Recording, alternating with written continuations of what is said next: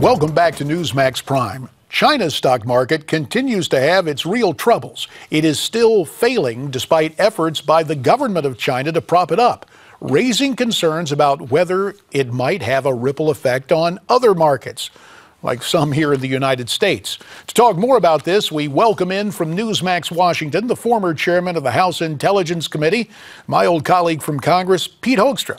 Also joining us from Newsmax New York, the chief economist for the Heritage Foundation, Stephen Moore. So, Stephen, what is the deal in China? What's happening with that stock market there? Well, JD, you said that they're having their troubles. That's putting it mildly. It's a kind of mini crash in the market in China, and they've lost, some of those markets have lost 20-25% of their value, which is it's a real deep loss in wealth. Now, the Chinese government thinks that it can intervene in these markets and artificially prop up the market. I can't think of any time anywhere ever where that kind of intervention happens. And in fact, sometimes, JD, that makes investors even more jittery and makes them more prone to sell stocks. I mean, back in 1929, you know the story, JD, that a lot of the big investors tried to dump money into the stock market to stop the depression and the crash in the market, and only made it worse. So China has real substantive problems with their economy right now. It's still way too overly centrally planned, and they're paying a high price for that right now. Pete, as we take a look at the strife, I may be still understating it by Stephen's lights, the real problems there in China with their economy, it appears the Chinese have a single-minded purpose here, and that is to hack in, to wreak havoc in the United States in terms of security and different markets.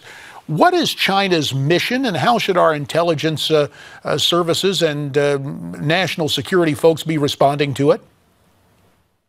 Well, I'm not sure at this point in time that they're wreaking major havoc. Obviously, going in and stealing the identities and personal information of, 20 million federal workers, that's a major concern. It's not disruptive. I think they're just continuing to test their tools to go in and penetrate in cyber. What we really have to do is worry about sometime in the future, whether it's China or some other third party coming in and actually creating havoc by shutting down the stock exchange, by shutting down part of the electrical grid, or those types of things. Then we will see real havoc. The United States, we need to start to respond and get ready for this. We continue to demonstrate one thing. We are extremely vulnerable on a number of different fronts to a number of different adversaries. Gentlemen, earlier today, our Defense Secretary Ashton Carter testified before the Senate Armed Services Committee. Let's take a listen to what he had to say about cybersecurity, and then get both your reactions. This is a big problem, and sadly, I share the lack of confidence you have in the adequacy of our defenses. In the Defense Department, you'd think, with all that we have paid attention to protecting our own networks, that we would be secure, but we're not. And we know that. And it's not just Iran, but it's others as well. And that's why we're trying to make investments in that area and pull up our socks in the cyber area. Well, speaking of cyberspace, there's a place and a time for computers with our economy. Stephen, do you foresee China actually wreaking havoc with our own markets via computer?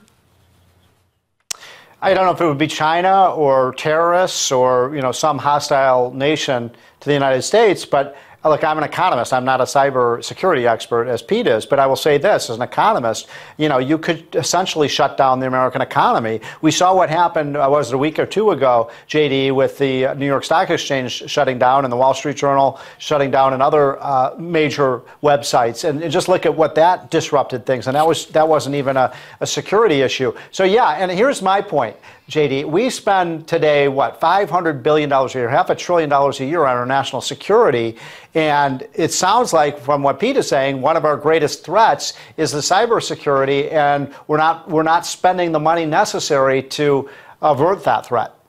Pete, we got about a minute left. What keeps you up at night about the Chinese? Will their economic woes somehow paralyze this adventurism via cyberspace hacking? What do you think of their situation?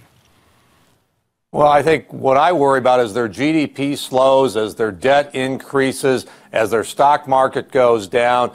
And really, as Stephen said, the Communist Party loses all credibility because they did this massive intervention into their market and they didn't have much impact. What are they going to do, and what may they do to, bolster nationalism? Will they do some kind of a land grab, some kind of a territorial movement in the South China Sea, or those types of things to regain some credibility and support of their people? It's what Putin did in Ukraine and Crimea. Will China try the same thing to try to reestablish the credibility and get support of its people for the central government? You mentioned the South China Sea. We'll keep our eye on that, and we'll also keep an eye on the Chinese stock market. Gentlemen, we thank you very much for your thoughts, and Newsmax Prime continues after this.